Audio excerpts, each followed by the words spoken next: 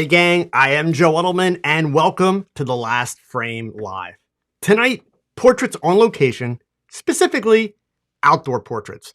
We'll talk a little bit about selecting backgrounds, of course lighting, and some prep tips that are very useful. I do have a few quick updates and photo news items for you, and I promise to do a Q&A before we wrap it up, so start typing. I'll do my best to answer all your questions before we sign off. And if you're watching live, you know the drill. Please leave me a little note in the chat. Let me know that you are here and where you're watching from. Already, I got G. Phillips out in San Diego, Terry in Alabama, Nicola in Italy, my girl Pam, who I think, Pam, one of your pictures might be in this tonight, might be, down in Florida. Let's see, and now I got a Pam in New Zealand. What? Sure, okay. John Bivens from Harrisburg, Lynn in New York. We got Mike up in Montreal. People from all over the place. And of course, if you're watching the replay, no worries. Drop a comment below the video so I know you were here. All of you are part of a growing global community of photographers in over 100 countries who tune in to watch The Last Frame every week. And for that, I am going to work really hard to help you with your photography in the next 60 minutes. And of course, you know it would help a lot more people find out about The Last Frame if you would do me a solid, hit that thumbs up down there below the video, right? The more thumbs up, the more YouTube will recommend the show to other photographers. And hey, of course, while you're down there, feel free to hit that share button. Let your photography friends know that we are streaming live on YouTube right now, or go ahead and share that link, lastframe.live. I just dropped it in the chat window for you, okay? And of course, Twitter, Facebook, fastest way to get the word out. All right, so tonight's announcements. In fact, actually, let me just grab another link here that's coming up. I'm very excited to tell you, I mentioned this last week. I'm going to bring it up again tonight. I will be teaching live and in person at ClickCon 2022 this June in Chicago. I'm going to be presenting two different shooting experiences. One is going to be a photo walk called Shooting Beauty on Location, where we will photograph a model on the streets of Chicago. So I'll be using some of the tips that I talk about tonight for that photo walk, okay? But of course, a whole lot more. And I'll also be presenting a talk, color, make it bold, make it fun, make your images stand out. Light and color, two of the most important and effective tools that a photographer has to add subtle creative touches or to create dramatic, impactful statements in a photograph. The effective use of color can be the difference from an okay shot to a really incredible one. So you can register. I'm going to give you the link here in the chat. It's also below the video, of course, but you can register at clickcon.us. Make sure that you use the discount code Edelman15 to receive 15% off your registration. That is not an affiliate link. I don't make any money on that. It's just a way for you guys to save some money. But I will tell you, it's definitely one of the better events in the sense that it is experiential. You are going to take pictures. I'll also be doing a third talk while I'm there, but it's going to be a talk all about marketing. You know that I never pass up an opportunity to talk about marketing for photographers. So we're going to be doing a 2.5-hour program on marketing for photographers. And by the way, those other shooting experiences, 2.5 hours each. A little bit of instruction, a lot of hands-on experience, okay? Also, just a reminder, this is your last opportunity this week to download your free copy of Good Light magazine. I've been telling you about this for the last couple weeks. This is the issue that has my cover, so it's near and dear to my heart. Also, the 10-page article that I wrote. So what are you waiting for? If you haven't got it, grab it. It's a PDF download, super simple. The article is titled Calm in the Middle of Chaos, and it breaks down how I do a lot of my chaotic material beauty shots, okay? All right, so just a little bit from photo news this week, and I'll tell you up front, maybe I'm being a little snarky with this. Maybe I am, but in one of the more, what I would say, curious company announcements that at least I've seen in a long time, Profoto, the lighting company, they announced that they've completed acquisition of a company called Style Shoots. Style Shoots are the makers, and you see it in the picture there on Petapixel, they're the makers of hardware and software solutions that completely eliminate the need for a photographer and for a video crew, and allows companies to deliver finished e-commerce fashion photos through an automated robotic photo studio that's operated with an iPad. So let's do the math on that, right? In short, that means that Profoto is now going to sell a product to large companies that eliminates the need for the photographers who are most likely to use Profoto lighting. And as a result, potentially make their customer base even smaller. So I will say this. This is an excellent example of what happens when a company gets big and goes public, and then it has to answer to investors. The last 2 years for Profoto have been a struggle. I mean, they've been a struggle for every company with the pandemic, right? Already, we're seeing them release cheaper third-party products earlier this year, that have the Profoto logo on it, but you don't see their prices coming down at all, right? So, look, to be clear, I have nothing against Profoto. Their gear, it's very well made. It has excellent light quality. We can easily debate if it's worth as much as they charge, but honestly, my issue is with the non-professional photographers, like some of you, that spend the money, insane amounts of money, on Profoto gear and are still oblivious to the fact that it hasn't improved your photography at all. Just saying, keeping it real, okay? So also in the news this week, for you Capture One users, make sure that you update your software, especially if you use a Mac with an M1 processor. The latest update has solved most of the speed issues with the M1, and it consolidates all their software into one called Capture One Pro, right? Which is how a lot of people have known it anyway. But they've done away with the separate versions like the Sony version and so on, right? So it makes it a little bit easier. And I saw this article right before I signed on. I didn't have this in my notes, but I'm going to go ahead and share it. We're talking about Profoto potentially replacing photographers with this Style Shoots booth. Well, here's a company already. OpenAI's new tech lets you generate any photo just by describing it. Now, I haven't read the whole article, and let's face it, it's got to be like very early technology.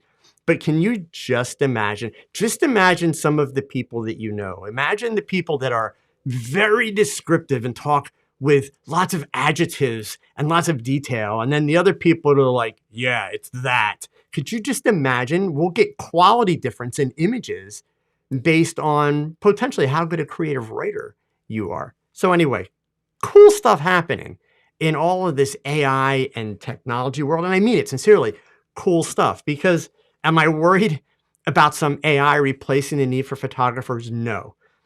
Come on, could it potentially have some impact on some genres of photography down the road? Yeah, potentially. But look, the concept of a photographer is never going to go away, right? It may become a little bit more competitive. I'll tell you honestly, as much as people like to do a lot of whining and complaining, I don't feel that it's any more competitive now, today, the photography industry, than it was back in the 1980s, in the 1990s. Because there's this layer of photographers that are making money. They're chugging along, man. They're doing their thing. They're making good bank. And you don't hear them complaining. You don't hear them whining about photographers that have only been shooting 2 years and now trying to do weddings and this and that. You don't hear them complaining. They're just doing their thing. And they're very happy, living a good life. And then there's a whole lot of people that find photography much easier to get started because of this cool technology, that want to be pros, but they haven't done the hard work yet. And they haven't even taken the time to really learn how to price. And so as a result, they're the ones that are doing all the whining and complaining, and they bitch about the people that will do weddings for $500, yada, yada, yada, right? So I digress. You ready? I know you're here for. Anytime I talk about lighting and I talk about portraits, and especially if we get into the outdoor stuff, I know it's going to get a lot of interest. And let's just be clear, I'm going to disappoint a few of you tonight, which, if you follow me and my philosophies on a lot of this stuff, you might have figured that out already. But this week's discussion, portraits on location. So we're going to talk a little bit about lighting, selecting locations, prep tips, all that cool stuff. But first, let's hit the reality dose, okay? Let's get that out there and get it out of the way because it's not going to be part of this conversation beyond this. You can go right, because somebody's actually already asked a question or made a comment about it earlier. You can go out and you can buy one of those expensive pro photo strobes that I was talking about, or get yourself an FJ Westcott, 400, or get a Godox 8600, and then you can be lazy and you can overpower the sun any time of the day, any place, no matter how crappy the background is, just like every other YouTuber or Instagram influencer. You can go ahead and you can shoot images with crap backgrounds and crap lighting and apply a bunch of color bleaching presets like a lot of Instagram influencers.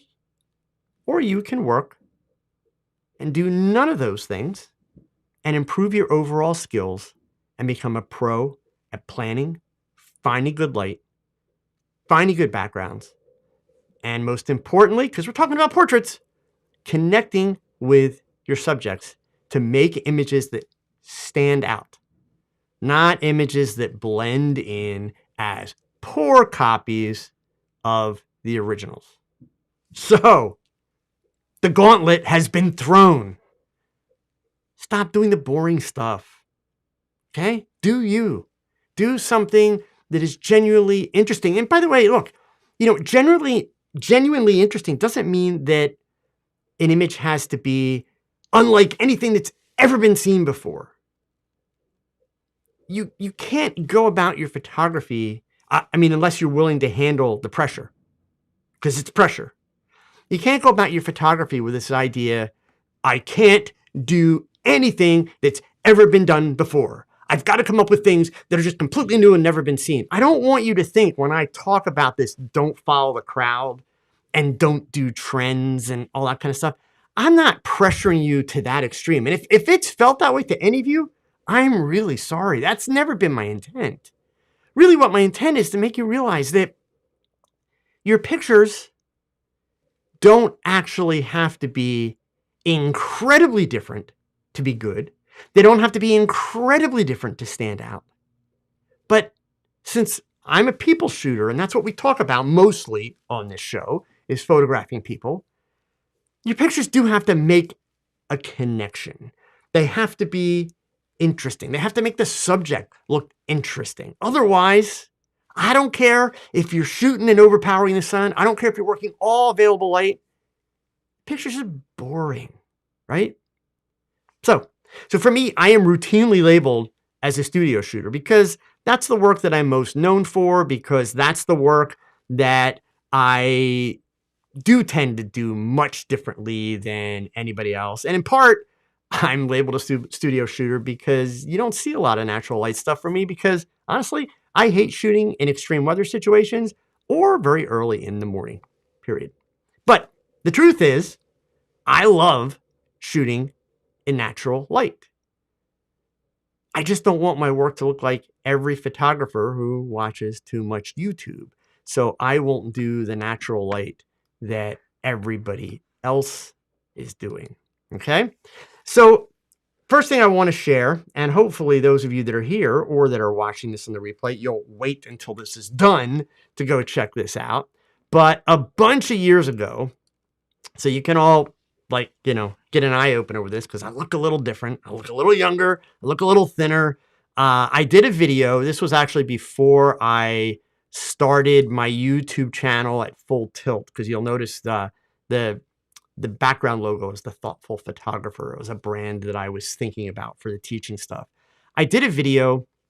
It's called How to Shoot Great Portraits in Bright Sunlight. It's actually one of my most watched videos that I've ever done. Even though it's an older video, every piece of information in it is still very usable, very valuable, and you're going to hear me mirror a lot of that information tonight because a lot of my philosophies and a lot of my outlooks on the topic have not changed. The difference is that's a short 8-minute video, and so I'm going to do my best to go ahead and expand on that a whole lot, right?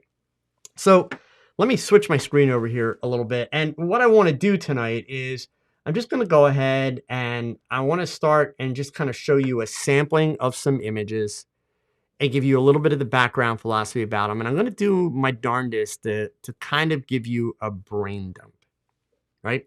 So as you might imagine already, and by the way, keep typing your questions. I promise you, I will set aside questions or time for questions as we go. Do not worry about that. Okay, good. I'm just going to set that right here on top so I can see the questions as they come in. Awesome. Gosh, Hassan from Iran. How cool. It's so cool that YouTube just makes the world so small. It really is. Thank you for tuning in. This is really cool. So anyway, I kind of tipped my hand already. Number one, I do very little flash outdoors. Keyword there being very little. Do I sometimes do it? Yes. So I know there was already one person that mentioned about balancing flash and ambient light. I promise I'll treat that as a question at the end. And I'm not going to show you any examples of that tonight, but I will go ahead and give you a little bit of information, shall we say, kind of at the 20,000 foot view that might at least help you get things dialed in a little bit better. The biggest reason most people struggle with that is they do it backwards. So I'll get you through the steps tonight, okay? And if you folks have good questions on this, I'll take 2 weeks on this if we need to. We'll do a part 2, okay? So let's just see, how much cool information we can get into the conversation here and where we can take this to, right? So if you're shooting outdoors in natural light, there's a couple things that, come into play. Number one, you actually have to pay more attention to your light than if you're shooting in the studio. The big thing about, shooting in the studio, gang, is, oops, don't know why I'm getting that message. There we go. The big thing about shooting in the studio is remember that you're God. You set the lights where you want them. You make the lights as powerful as you want them. So you have total control. When you're working outside, on location, natural lighting, you have very little control. Now, I'm a firm believer, and I don't know the first person to ever do it, so I can't say for a fact. But I'm a firm believer that the reason why the overpower the sun at noontime became such a big thing and became such a big trend that is still so valued today by so many people, it's because of lazy photographers.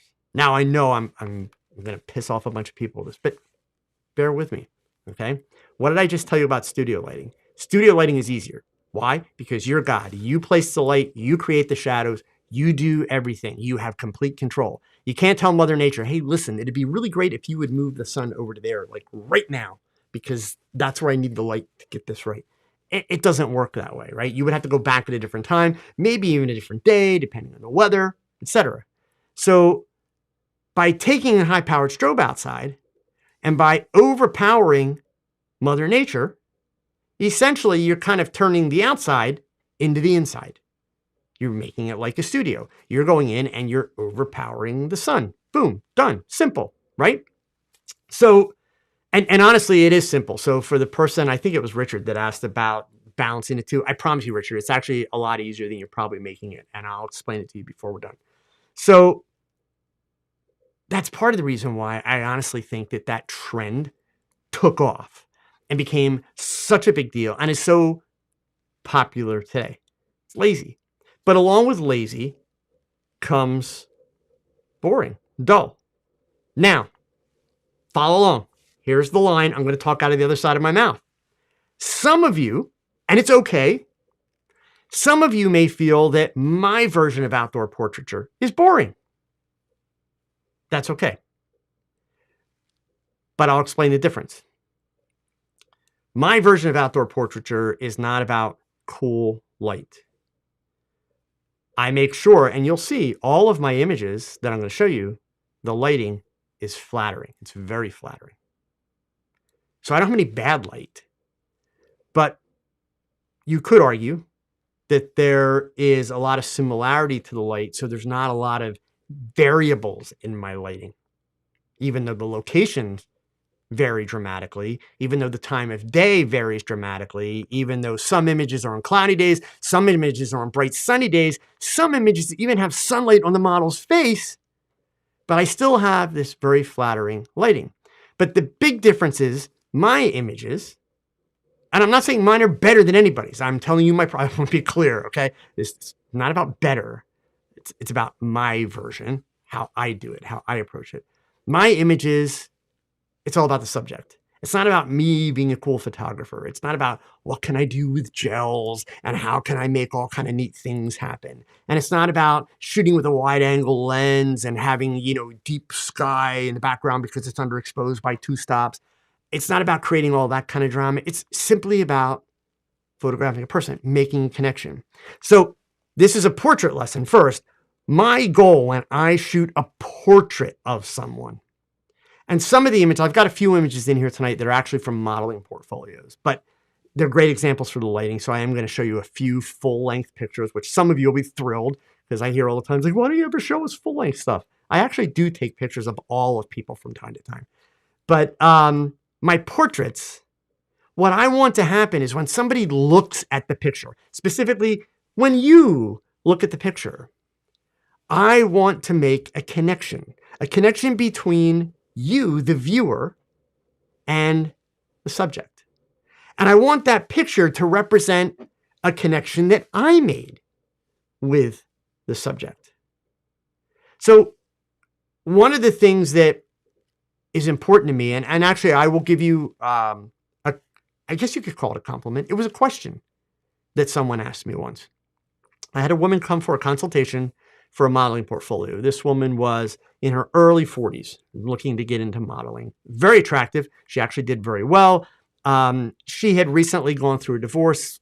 She was, kind of starting her life over again. And this was a dream she had always had, and decided she wanted to move on it. And we got through the consultation. And at the time, the studio that I was in, I had a wall that had probably about 150 8.5 by 11 images in small frames from modeling portfolios. And as we were wrapping up, this woman was putting her coat on and she's looking at the wall of pictures and she says, I'm curious, how do you make these images feel so personal? When I look at these images, I feel like you've got some kind of a relationship with these people. And the question caught me a little off guard because I was like, wait, is she accusing me of something? But then I realized that question, and it was a question, that's the greatest compliment anyone has ever paid to me and my photographs, because that's exactly what I'm trying to accomplish. You guys have heard me say many, many times, photography for me is access to people. It's access to people like you. I've got people here tonight from France, New Zealand, Iran. How cool is that? Picking up the camera, taking pictures is access to people that I otherwise would not have had access to, that I would not have spent time with, that I would not have gotten to know. That's what photography is for me. And that's not saying that that's what it should be for you, but that's what it is for me. And so that's what I try to show. And you notice I still haven't told you a damn thing about taking pictures, because it's important that you understand what I understand about my photography, but you have to figure it out for your photography. Why? Why do you do it? Why do you photograph people? Why do you do portraits? Why? If you have a clear understanding of your why,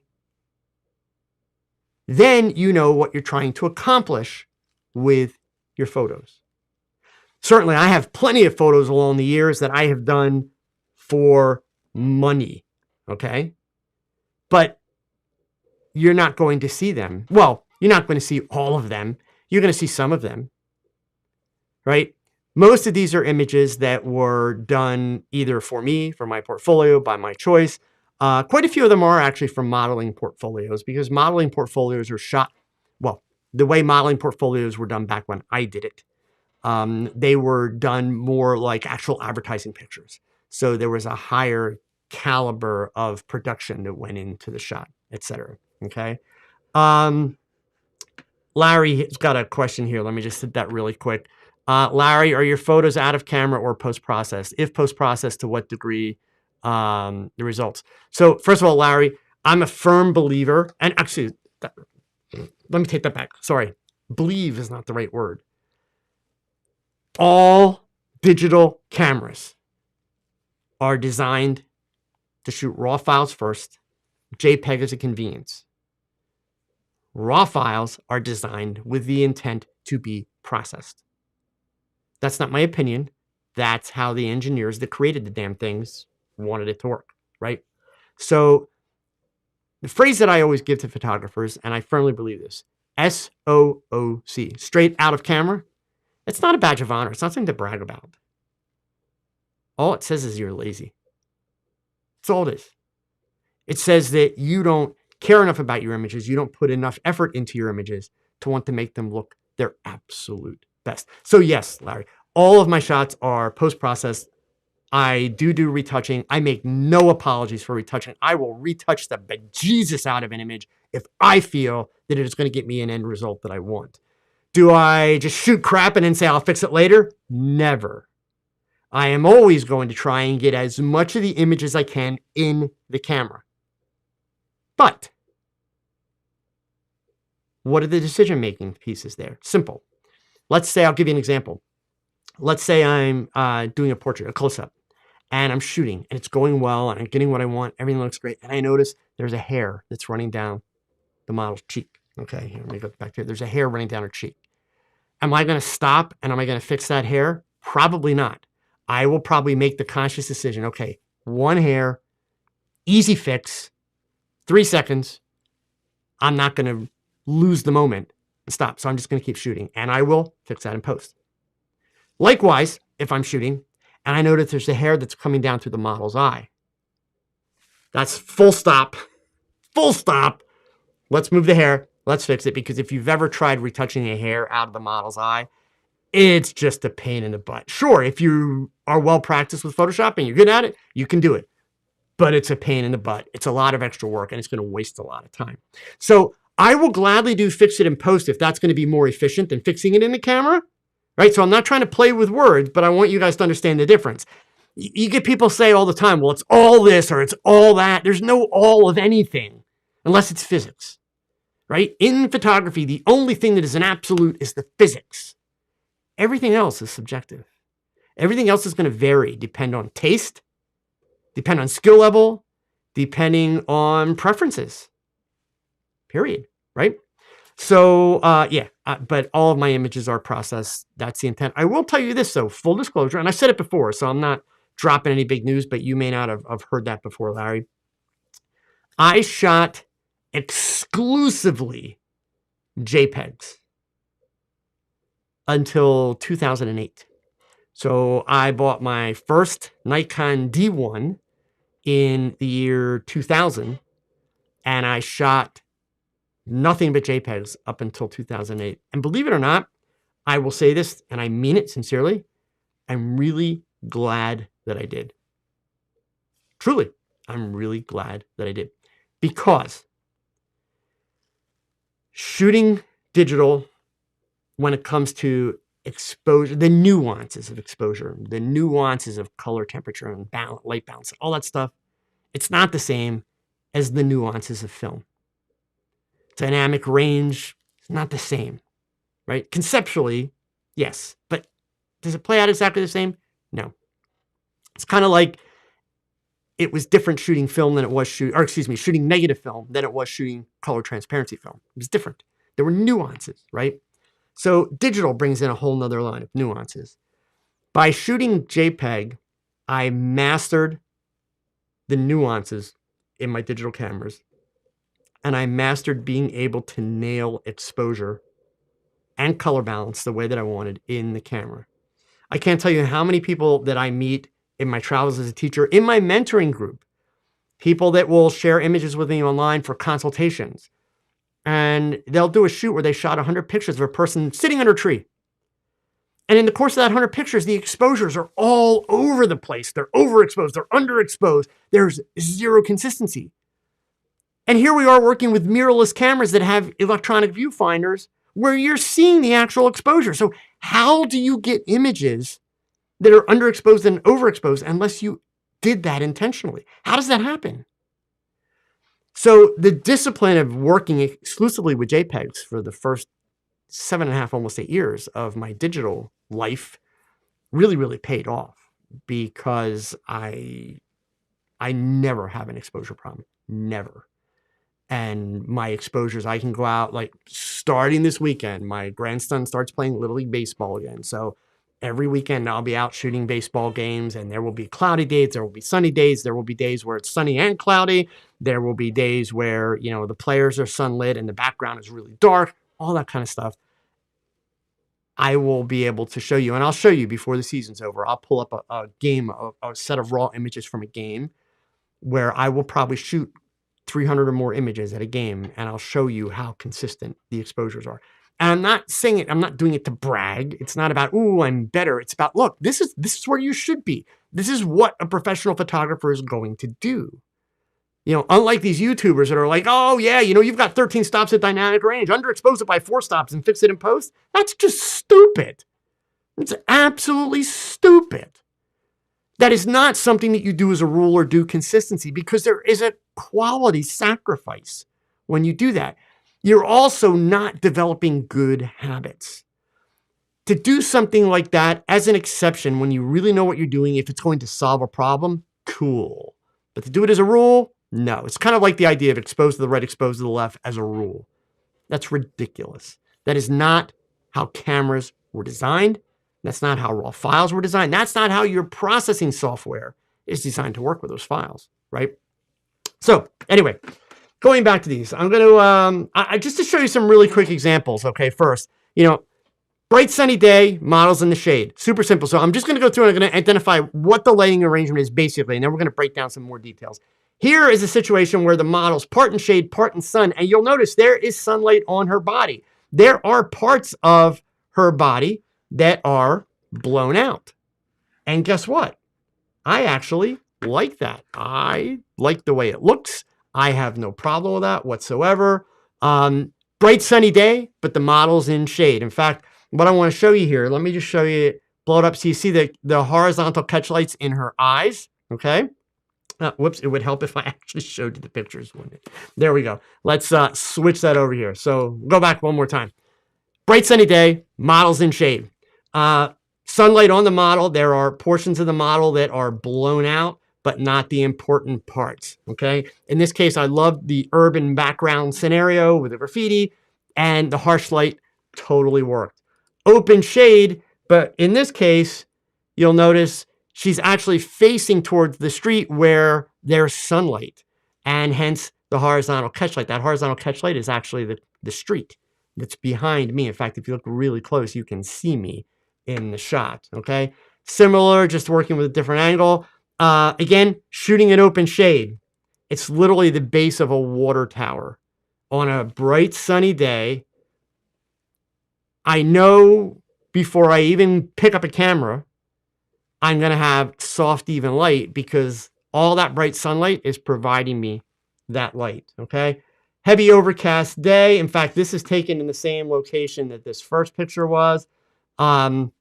This location that you see here behind my Monet, my makeup artist, you guys have seen her many times. I'm going to show you a whole series of images done here and how you can get so many different looks out of one location, okay? Again, my trick for shooting outdoors on a bright sunny day is real simple. Put the sun behind the subject or put the subject in shade. This one's a little bit of half and half. This is actually a shot that I did in Oakland, California when I was out there doing a workshop. And the model's in shade. There is some sun. And this, by the way, this shot's done at about noontime. Like legit, it's about noontime. Okay, there's some sun creeping in from an opening and an overhang. That's what's giving me the rim light on her head, okay? So you'll notice I'm talking a lot. I'm showing you little nuances in the lighting, which means I have to look for those. I have to pay attention, and I have to find those nuances. This is a series of shots. Some of you may remember I did a photo walk similar to the one I'm going to do at ClickCon a bunch of years back for Out of Chicago with Manny. I did it with Manny Ortiz, and this is a set of shots that we did at that photo walk. Bright sunny day. Actually took the model into this tiny little alleyway that led to a coffee shop, hence the coffee sign at the back. and then brought her forward right to the point where the sun was starting to catch her shoulders and had the most gorgeous light ever, okay? This was a series of shots that were done on a photo walk for Photo Plus up in New York. Direct sunlight, almost a Rembrandt type light on the model's face. You can see the sun was coming up in the morning. We shot this fairly early in the morning. Same idea, okay? It's just direct sunlight. Same spot, same location, overcast, completely overcast, okay? Go up and hit some others here. Again, similarly, these are all shots where it's a bright sunny day and the model is in shade. That's all it is, okay? This is a case, it's overcast day, overcast day. I want you to notice in all of these shots, everything about the model looks amazing. Well, except of course there, but it's fun, right? There is a connection. This is 100% natural light. The reason why I had such great light on her is the white concrete on the sidewalk in front of her and the silver train to her left, which is just reflecting this gorgeously soft light, okay? Again, same girl, totally overcast day.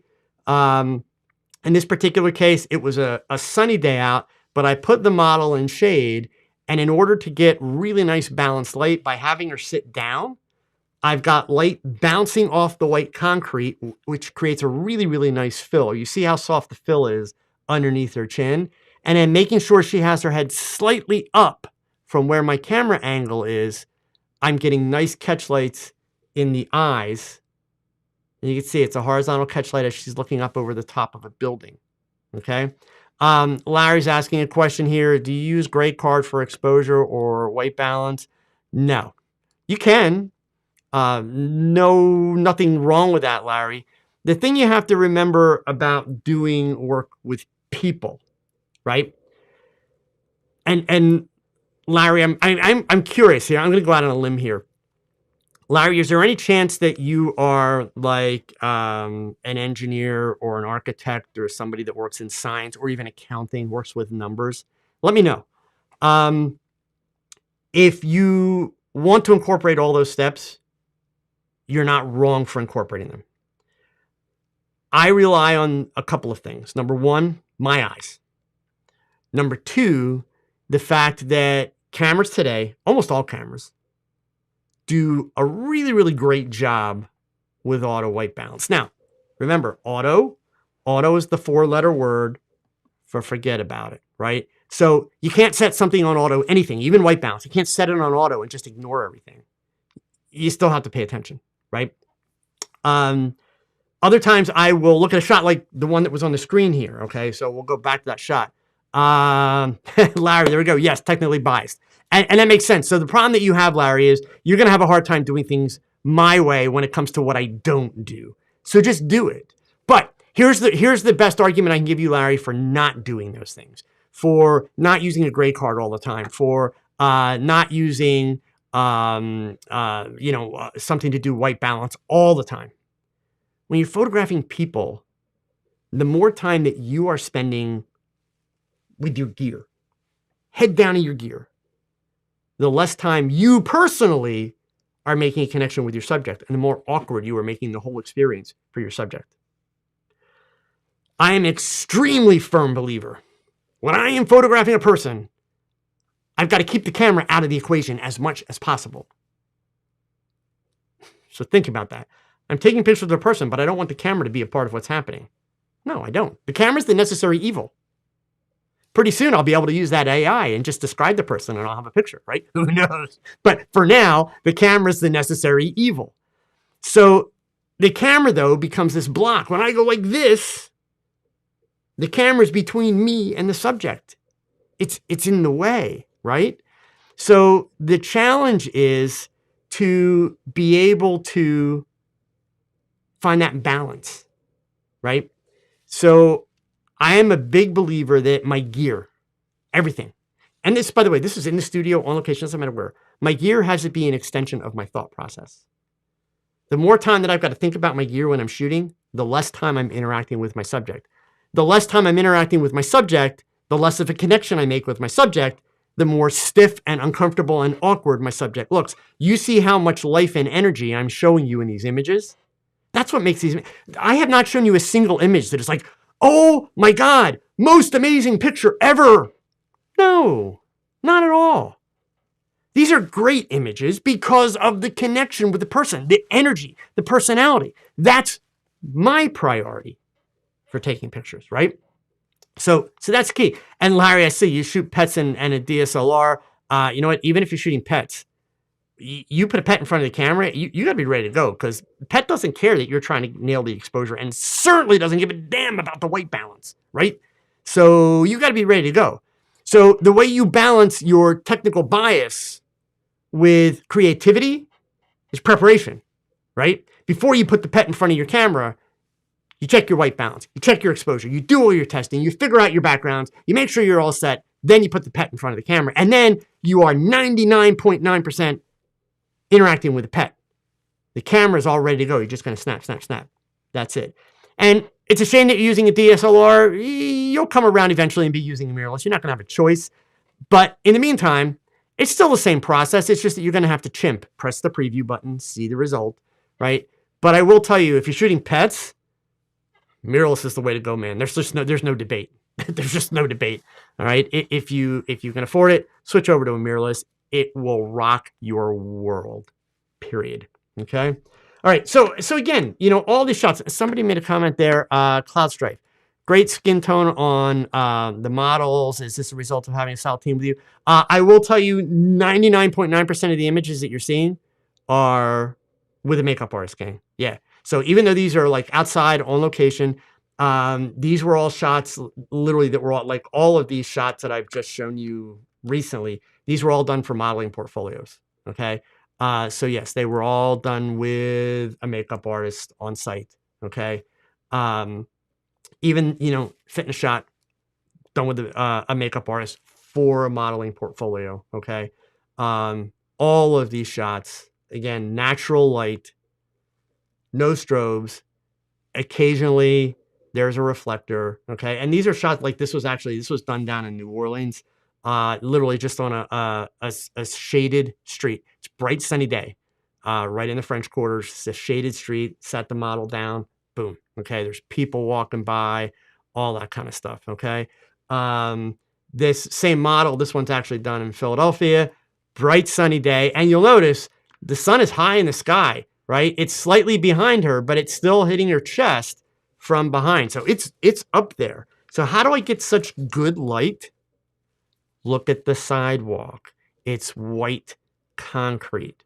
So between glass in the buildings, white concrete, and the fact that the sun is behind her, basically that's giving me the rim light, and it's the light from the street and the white concrete that's filling in. There's no strobes, no reflectors. This is literally just pick up the camera and shoot. Done, right? This was for the models portfolio. We wanted a shot that was kind of like a business shot. I wanted a bit of a city vibe to it, hence the taxi cab, the traffic, the people in the background, but in a distance. So that brings up another subject really quick, okay? Backgrounds. I told you I was going to talk about backgrounds. And this is definitely going to be a two-parter. I can see already because we're at 6:45. So I'm not going to go over time tonight, but we will pick it up again next week.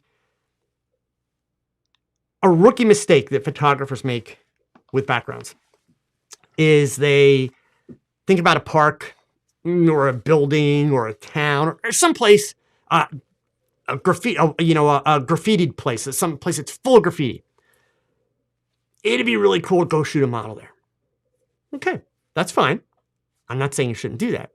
But the rookie mistake is when they do the pictures wind up becoming more about the location than they are the model. And then when I see the pictures and I say to them, what were you photographing? Well, I wanted to do a portrait of the model, and I thought that graffiti wall would be a cool background. It's like, okay, then how come I'm seeing more of the graffiti wall than I'm seeing of the model, right?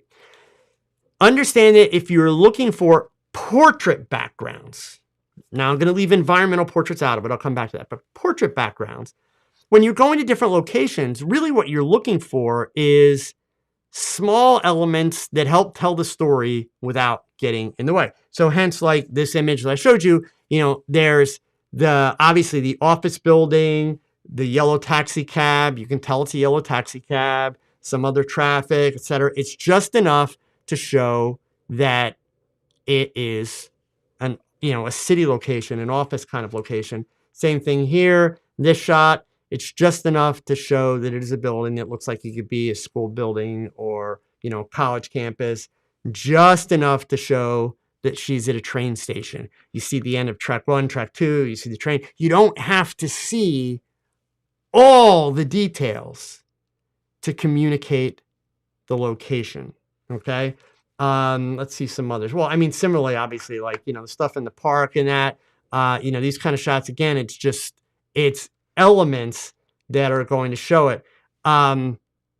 This spot here, she's actually running along a driveway that goes to an office building, okay? But since it's all green and even the wood posts add a little bit, some other shots here that I can find. Let me see. This is actually on a college campus, hence why she's got the calculus book. And it was done as a shot for her modeling portfolio to be, quote, a college co-ed. But the backgrounds in all of these, again, are just a small piece of it. So this was another shot done for a modeling portfolio of a college campus. So same campus, by the way. So the same campus that has the red brick, where'd it go, that I showed you here, also has some buildings that have kind of a, gosh, now I lost track of that picture, have kind of like an Ivy League type vibe. They're older to them, okay? So in this case, I did this with that building in the background, and it's got the bike rack. So it's pieces that, kind of help tell the story as far as the background goes. Even a shot like this, where it's a model on a tennis court, being able to see just the top edge of the net and the green netting on the edge of the court, that's enough to show, yeah, it's a tennis court, right? So if you're shooting the person and the goal is to make the picture about them, make the picture about them. Keep the background simple. Use the location that you're at to provide some detail and some interesting elements to the shot. But, and you could take that to whatever extreme you want. Like, in some of these shots that I have, here, let's go up here a little ways. So here's like 2 different walking shots. And again, models in shade. There's even a little bit of sunlight coming through. You see it hit her her body. You can work with various degrees of depth of field when you do this kind of stuff. Sometimes I'll go very, very shallow. Things like this. So this is not a cut and paste. This is not an LED background or anything like that. This is literally outside on a bright sunny day. One reflector. That's it. That's all it is. So it's in the fall, late summer. Okay. It's all about finding a great location. In fact, this is, do I still have the metadata in here? This is an older shot. Yeah, so this was done with a Nikon D700. So you guys can look at the detail there. It's done with a Nikon D700, okay? A 70 to 200 millimeter lens at f4. F4! Not 2.8, not 1.8, none of that crap. It's just shot at 160 millimeter at f4. But it's shot at a relatively close range. Hence, super shallow depth of field. Similarly, and literally these 2 pictures are taken in the same parking lot. All we did was have her go back to the car, change her top, put a different thing on her head, and change the angle slightly. You'll notice at this angle, I don't have that really nice highlight that I was, rim light that I was catching. Again, all this is natural light. Nothing added, just one reflector, right? So, and this one similarly, let's see, this was about 150 millimeter on the focal length at f3.2. So I did go slightly wider here, okay?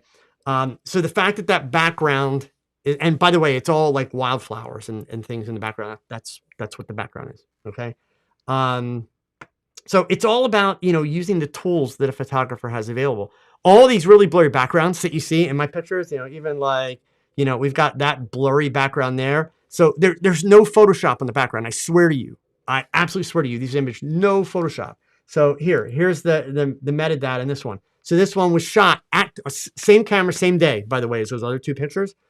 D700, 200 millimeter. So remember, oh no, the D700, why can't I remember that? That's not, that was full frame. So it was full frame. But shot at f3.2. Look at the bokeh in the background, right? So, you know, unless you're one of those people that has to have balls in the background, which you wouldn't get in this picture anyway, just to be clear, you don't need to kill yourself with all that stuff, because the problem is you still want enough depth of field to keep all of her in focus. Like you don't want her tip of her nose in focus and her ears out of focus in a picture like this. That would just look weird. But there's, for this shot, gang, no reflectors, no nothing. That's it. It's natural light. How do I make this work?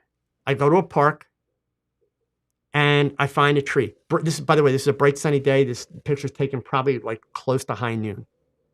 Literally. It's a bright sunny day. I just find a big tree with some overhang. I put her in the shade of the tree. And I'm shooting into a sunlit area, or if I want a darker background, I change my angle so that I'm shooting into a darker set of trees. And then I have a darker background. It's all about using your eyes, learning to pay attention to light, and noticing that even in a shot like this on a bright sunny day, look at how I'm able to get this really nice rim light. And by the way, this is a woman of color. So she's got darker skin to begin with. And I'm still able to keep the background. I've even got blue in the sky. It's all about proper exposure. It's not about, you know, do what some YouTuber says and underexpose it by 3 stops and then pull it. You don't need to do that. 99.9% of the time, you don't need to do that. If you actually practice good photography, you're capable. But you have to put in the effort. It doesn't just happen because you watch a YouTube video. YouTube video is not going to do a damn thing for you, folks. It's just not. You got to go pick up the camera and do it and do it and do it. Just like anything else. I'm sorry, but there's no shortcuts. I mean, I know that's why a lot of people don't like what I teach. There's no shortcuts. Put in the hard work, you get the results. You don't put in the hard work, you can spend all the money you want. You're not going to get the results consistently. Maybe every now and then you get lucky, you know, or you do what a lot of the YouTubers do. You nail in on one thing that you do well, and that's all you do. So everything you do looks just like that. And you know what? That's fine if you can, first of all, if you can satisfy yourself that way. And secondly, if you can, you know, make your money that way, that's great. But to me, that gets boring. That's why I've done so many things in my photography career. So again, by no means am I saying you have to be like me. I'm not saying that my pictures are better than anybody's, but I am proud of these images because number one, all these modeling portfolios, all these women got work. They all made money. Most importantly, these images make a connection. They're fun.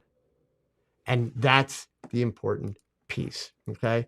So, you know, even to do an action shot, same idea. I've got the ground in this one, same lighting. You can see I even got some sun on her here because, you know, I actually had her over a little bit too far, but it's not blown out. I can live with that. It's cool because our eyes expect to see this kind of a thing on a sunny day. You know, I've had people ask, it's like, well, what about the fact that the sunlight hit her? Well, if you're outside on a sunny day, aren't you going to have sunlight hit you from time to time? So it's not that you can't. The question is it a distraction? Is it annoying? Does it ruin the picture? Whatever, okay? And the only people that ever find that little bit of sunlight a distraction are people that use cameras. They're kind of like you, me, you know. So I've never had a model complain about that. Same girl, same day, at the same park that I did these, same setup. She's under a tree. That's why, like, when you look at the catch lights in the eye, you see you get that horizontal catch light from the light coming down under the tree, okay? Question I get a lot, thanks to certain YouTubers who shall go unnamed. People will ask me, well, the background's blown out. So-and-so says that I should underexpose it by 4 stops, and then that way I'll have detail in the background, then I'll have detail in the foreground. I love that background. I love that background. If you don't like it, that's okay. But the point is, that doesn't mean I shouldn't like it. The model liked it, right? Is it blown out? Hell yeah, it's blown out. But the best part of it is, what happens? Look at the elements. What happens by blowing out that background? I've got this very light and airy image with a hint of green and yellow that plays really, really well off the blue and off her skin tones. So what I've done is I've gone outside in the woods in this really busy background. And by working with the natural light that's there and allowing that background to blow out, I've simplified the background, made it much less distracting, and the color scheme was perfect. Now, we talk about prep. I planned before I went. Okay, it's a bright sunny day outside. She's got this blue top. The blue is going to be perfect because I know from experience when I overexpose that background, sunlight coming through those trees, I'm going to pick up shades of yellow, shades of light green. Against the blue, they're going to look awesome. How do I make sure that I don't get that same color cast on her? I actually cheat like hell. Watch the video that I shared the link to. It's also in the description of this video, okay, if you're watching this on the replay. You'll see that these shots here that are in the woods, you can find plenty of places like this. I don't care where you live. They were done in a little tiny, like 2-acre patch of woods at a local park. So what I do is I will, depending on how bright it is outside, if it's super bright, I will tend to back the model into the woods a little bit more. If it's more overcast, I'll bring the model closer to the edge of the woods. I actually have the model looking out one side of this little patch of woods where there's nice even light coming in to hit her. And that's why, you know, I'm able to get the really nice horizontal catch lights that I've been showing you. Let me find another one here, like with the horizontal catch lights. Right there, you can see the horizontal catch lights. Where's another set from there? Same patch of woods. Whoops, I'm blowing up. There's a good example of horizontal catch lights, okay? So why are they horizontal? It's simple. Imagine, you know, the canopy of woods, and if you watch that video, you'll see. In fact, I think this particular shot is in that video. Imagine, you know, a canopy of trees, and the model sets back a little bit. So when she looks out like towards the parking lot where the edge of the woods are, the light's coming in under the canopy, hence the horizontal catch light, okay? But it all comes down, gang, look, it all comes down to just getting out and shooting and doing some practice and learning to see the light. So here's an example. So this is a picture where, based on the way that I was taught photography, I did everything wrong here. But I love it. I shot this picture at about 12:30 p.m., so half an hour past noon. The sun is high in the sky, and it's behind her. And it's being partly filtered through trees. So you see we get, you know, the highlighting on her hair. Look at the nice highlighting I get down the sides of her arms, side of her body. Why does the light look so good in all of these shots? In part because here's the key. No automatic exposure. I'm shooting manual every step of the way. And essentially what I'm doing is I'm exposing for the shadows. Notice I let the highlights blow out. The sky blew out. I don't need the sky. Some of the sidewalk down here is blown out. I don't need that. I mean, all the different, you know, kind of mottling of light through the trees, that's what our brain expects to see. That's what it feels like if you're walking down a sidewalk like that and it's really bright out and there's spots of sun hitting that white concrete. They're really bright. That's exactly what your brain expects to see. Your brain doesn't register that detail on that sunlight unless you try to look at it, okay? But here's the best part.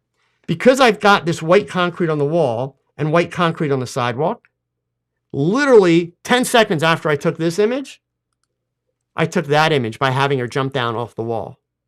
I didn't change anything, okay? Just gorgeous, soft light. And, you know, you can do this kind of stuff anywhere. So actually, this is not natural light. There's a strobe in play here, but I'm showing you this as an example. So this picture is taken at, and by the way, Pam Moore, that comment that you just made, I want to address that in just a second, okay? This picture that's on the screen right now is taken in the same spot as, whoops, let me find the other images here to show you, because I want to show you, it's taken in the same spot as this. Now, the top one, there's a strobe outside the column. I just want to give you a sense of reference, right? So on a normal day, the bottom picture actually would be kind of the better example. On a normal sunny day, she's looking out towards the end of these columns where there's sunlight coming in, and sunlight will stream in the side. So what do I normally do? My favorite shot that I've ever done in here, and this is actually on the college campus where my wife works. I use that campus a lot for modeling portfolios. One of my favorite shots that I've done, actually I have two similarly. So yes, I will reuse ideas from time to time. I'm going to show you both of these. I happen to do them both in black and white. Let me take the other shot out here. Those two, okay? So if you look close, you can see the columns. So what I did is I turned around and aimed the camera directly at the bright sunlight outside the columns. The model is in shade in both cases. So to our eyes, as we stand there and we look at the model, the light looks like crap. It's dark, it's gray, it's dingy, because our brain is being heavily influenced by the really, really bright sunlight out the other side. So what do? I expose for the shadows. And I have the most gorgeous soft light with shape. Notice I still get shaping shadows underneath the jaw, everything. No reflectors, gang. Nothing. It's all natural light. So again, it's about finding the light, okay? So two things really quick. Alan has got a good question here. If you haven't already, maybe could you make a video on the psychology of connecting with your subject? Yeah, it may not be a video, but it's in the works, I promise, okay? And by the way, Alan, it's something that I do talk a lot and about a lot in my presentations. And of course, things like I'll be doing at ClickCon, which I get it. Maybe you can't come to ClickCon. But when I'm doing live presentations and things like that, I actually demonstrate a lot of those techniques. And I always build little body language tips and things, into it. But Pamela had a point here, and I just want to hit these two things really quick before we sign off. I love blown up backgrounds too. I entered a competition and two of my images didn't rate because they were blown out in the backgrounds. I won't tell you the whole story, but I will just tell you this funny story. The first time I ever taught in front of a large group was an event in New England. It's called the New England Camera Club Council. So these were all camera clubs, right? And I had about 300 people in the room, and I showed some backlit studio shots, which I love to do for boudoir. And at the end of the presentation, in this packed room full of people from camera clubs, I had a guy in his early 30s, so he was young for the room, raise his hand and said, "Joe, I love your work, but that backlighting that you do, I think it's amazing. But if I took a picture like that and I submitted it to my camera club's competitions, they would reject it." And without even thinking, because you guys know I don't have a lot of filters, without even thinking, I'm like, yeah, that's the problem with camera clubs. It's a bunch of old farts that don't know what they're talking about. And I started into this tirade and then started to watch the room and started to realize, you moron, those are the people that are here. For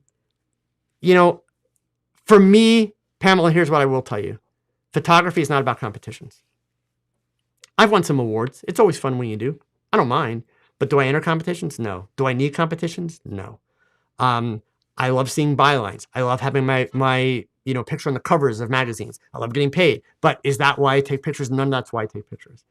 I don't take pictures for somebody else to judge it. I know what I'm good at. I know what I'm not good at. I know what I like, what I don't like. I know that my work is not the greatest photography in the world, but my work is good. My work is really good and it's really consistent, and I've got a lot of experience, and that's what I share, right? So yeah, I mean, you kind of have to decide for yourself what's important to you and what's not, but don't let camera competition judges tell you your work sucks. Not at all. Especially if it's a matter of them rejecting something, if you're really in the running for something and you're listening to judges debate why they like one image over another, there's often good information to be taken away. Not that you have to agree with it, but it's very, very helpful. But yeah, if you're getting rejected because of a technique, that's definitely not the way to go. Okay. All right. Just really quick here. Adam, thank you so much for the kind words. I appreciate it. Cloud Strife, is the makeup done on location or ahead of time? I used to try and do everything myself, but I learned a team is needed to take the work to the next level. Yeah, you know what?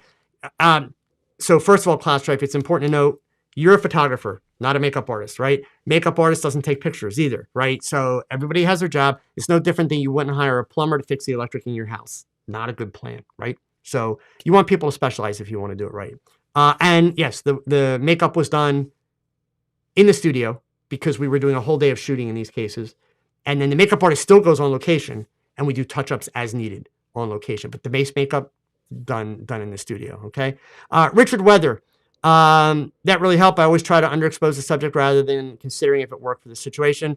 Yeah, and I promise you I will give you more info on the whole, I think it was Richard that asked way back in the beginning, yeah, about balancing ambient and flash. We'll talk about that in the meantime. But here's the thing, Richard, if you want to get good shooting outdoors, leave that for later. I'm sincere, like leave that for later. Learn natural light. And by the way, gang, it's worth noting, and then I got to sign off. You don't have to have a model to learn natural light. And I don't mean you got to drag your mannequin out. You could drag your mannequin out. That would probably get you some attention. Go out and take a picture of a flower. Go out and take pictures of the wheels on your car. Go out and take pictures of a fire hydrant. You know, literally, find a fire hydrant on a bright sunny day. Get down low, right, straight at it. And you don't have to shoot the whole fire hydrant. Shoot close, like just the top part of the fire hydrant. But take a note of what time of the day you are there and take pictures of like just the top part of the fire hydrant, but from all around the fire hydrant. Go all the way around. Notice where the light is as you're doing the shots and notice how it changes. That's my egg lesson for those of you that know about the egg. We'll talk more about that next week. Hey, listen, thank you for tuning in. Thank you for watching if you're here afterwards. As always, really, really appreciate it.